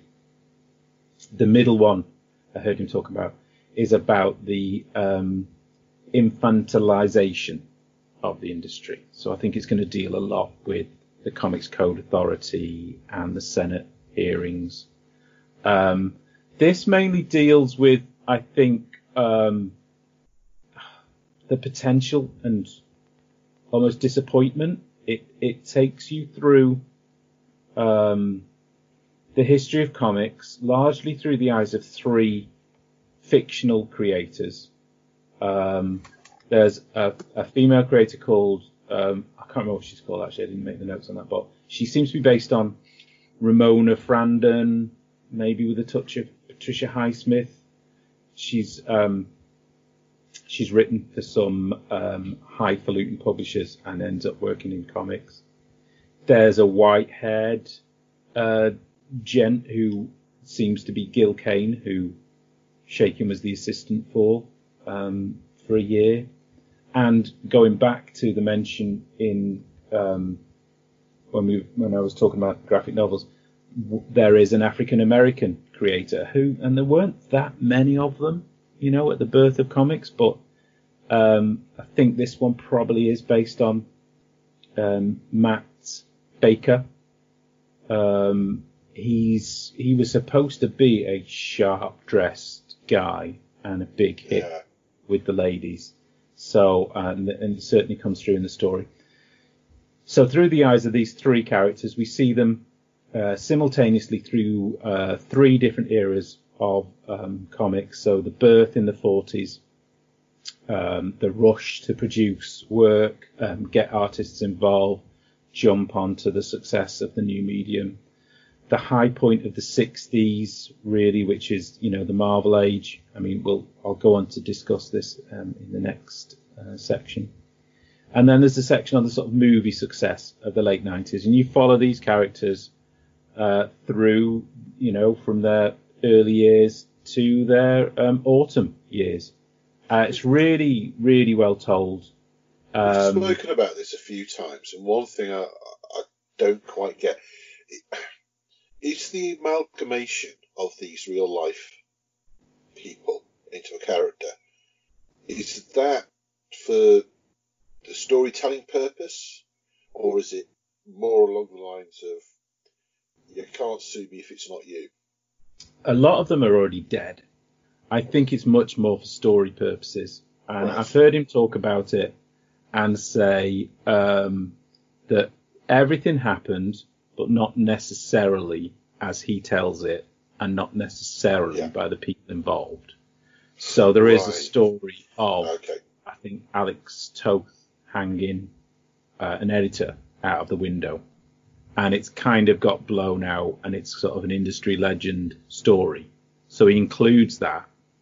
But it's more kind of identifying archetypes, I think, within the industry and within a profession. So you've got somebody who's a chancer, you've got somebody who is too big for their boots, you've got somebody who thinks they're too good for the business. And it's a bit of a game to try and put creators to it. But ultimately, the drama is getting ahead, getting laid, keeping it quiet, getting paid, getting on the next gig, doing the dirty. Yeah. So drama's at the heart of it, but the industry's the background. So it is. It really is a story well told within a certain arena, which I suppose drama ultimately swaps the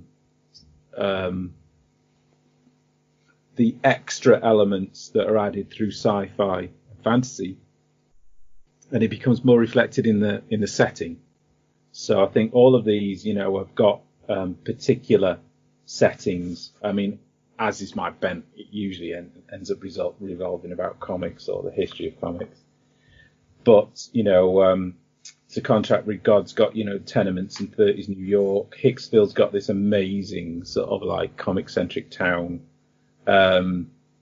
Day Tripper, it's really is, I read that if you are, I think, aware of the language and the culture of South America and Brazil in particular, I think there's a whole lot more in those stories that you're able to pick up because that's where the creators are from. So the setting is incredibly important for that. And the last one, actually, with my last one is, again, I have mentioned it before. I can't help it. I mean, I suppose for everyone that I do put forward that you haven't heard of, you just have to listen to me bang on about one that I mentioned too often.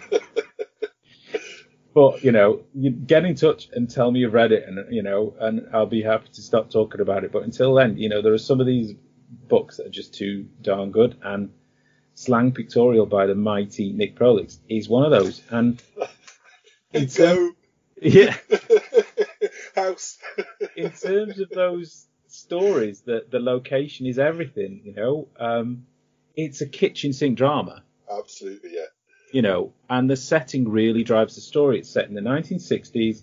It could be Saturday night, Sunday morning, or the L-shaped room, Kathy Comes Home, something like that. The setting in the world is steeped in that. The main character is a ne'er-do-well called Jimmy Angel. And the rest of the cast come from real life locations. So, there's a pub, a factory, there's a newspaper office, and the movie posters that you see in the book, and there are scenes from the film, the actual movie star from those scenes gets pulled into, just gets portrayed in the story, not even pulled. So you got all these different characters from different levels of life. The jazz musician, and they will sometimes bop off into their own little side story, and it'll sometimes seem a little more, comedic or not connected to the story. But, there's something going on. Everything's collecting. It's really nicely paced and, super dramatic.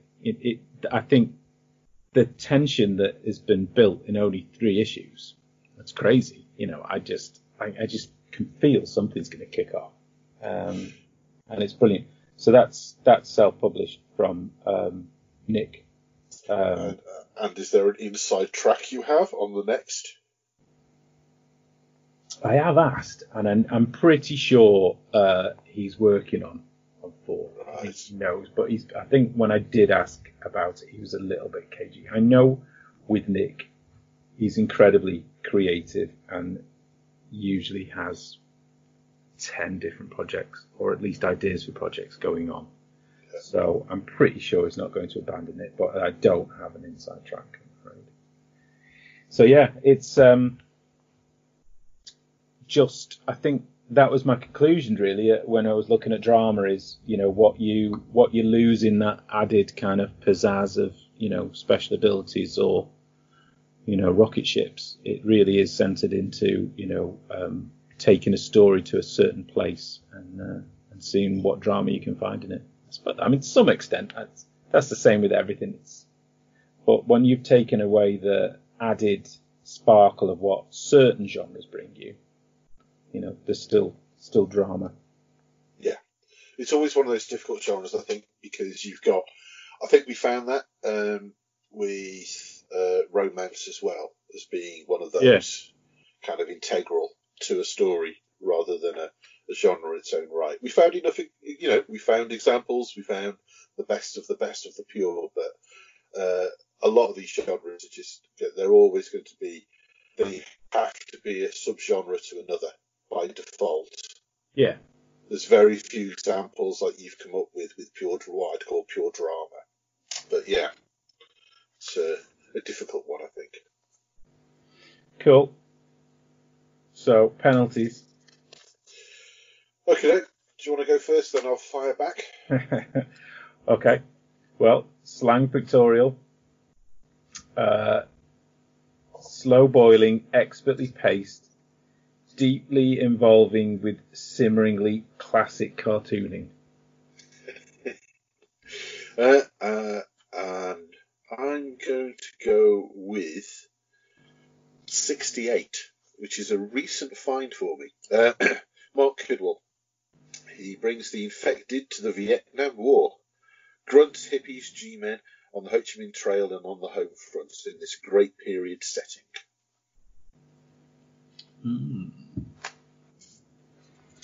Yeah, but you got to give that to Nick, haven't you? Yeah. I'm just looking at contractual obligations section at the moment. I think that we have to. Yeah. Okay. Hey Kids Comics. It all happened. The names have changed and maybe not exactly as it was changed, but it all happened. I think I was drunk when I wrote that. It does not make any sense. And I'm going to fire back with Dead World. Zombie hordes under the control of the Zombie King bring forth the apocalypse in this sprawling epic, without which we'd have never have got The Walking Dead. And it's even got its own soda range. That's true. That seals it. It was a promo thing. Yeah, I should have tried harder. Sorry, Howie.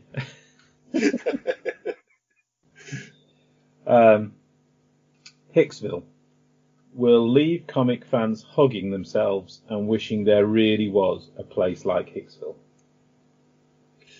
Am I allowed my traditional dirty play? Yes, a drink. Another Day in the Office. Short story from BPRD, The Soul of Venice and Other Stories. Moldavian zombie hordes and possessed psychics. Just business as usual for Johan and Abe in 8 pages of Mignola magic. Yeah, boy. I take it you're voting for Mignola there. Right, okay. That's terrible, isn't it? Secure. Right. So easy. Contract with God. I'm playing the Eisner card. Drink. What you buy? Less drama, more melodrama, operatic, gorgeous. I mean, it's. Yeah, I didn't finish this one, did I? Yes, it's I'm going to go with, and I know this is a personal thing more than anything else, Empire of the Dead. Written by the man, the legend himself, Romero's zombies show clear sign of evolving, whilst a new hidden menace emerges for dominance. Check out podcast episode 33 for my special review. Drink. Yeah, well, I'm going to have to go with Eisner. I think we created our own rule set here. Top trump. Yeah, it seems to me it's like a top trump. Well, this is something we can take on in the next round, perhaps. We can perhaps take on the accepted wisdom. Does an Eisner always trump? But yeah, absolutely. Yeah. I mean, we've got it. I mean, we could have a whole conversation about Chop Chop and Ebony. I mean, for all of the high ground that Eisner takes. I know it was different back then. The number of times I've had to come out with that phrase, when I've gone down a certain rabbit hole with comics, and then I suddenly stop in my tracks when I remember. Oh yeah, but oh yes. Yeah. But yeah, no, one for another episode. So, Day Tripper. If you read only one book I've mentioned, read this one. Gorgeous, sad, and terrifically uplifting. I know how much that means to you, but I'm going to have to bring out the big gun, which is The Walking Dead. While it may well walk a well-trodden path, it is undeniably the best in show and took zombies globally mainstream. Listen to my Walking Dead episode of the Comic Art Podcast, number 8, which is going to be really cringy. I haven't even gone back to re-listen to it because I know it's going to sound awful. So I'm doing the big gun for the public vote. No, it's heartbreaking, but appropriate. Yeah. No, I think okay. We'll get a win for that at some point. The zombies win. Zombies beat drama. What's that? Is that 3-2? No draws. Wow. And that's where the transmission ends. Apologies, mindless ones, but we experienced technical difficulties and thought it would be better to keep the second round of Group D for the next episode. A couple of reminders. The Quarantine comic is on Kickstarter now and due to finish at the end of May. And Old Haunts, the latest title from Lawrence Campbell, Rob Williams and Ollie Masters, has been given a new release date of June the 10th. The final order cut-off is May the 16th and the diamond code is MAR 201686.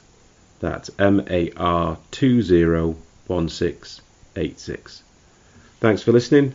I'm on Twitter at ThisManThisPete and Mike is on Twitter at CthulhuPunk. And the podcast is at Comic Art Fest Pod. Thank you for listening. Find out more about the festival at comicartfestival.com. Find out more about the show and how to contact us at comicartpodcast.uk. Find us on Twitter, Facebook and Instagram. Music composed by Pop Noir.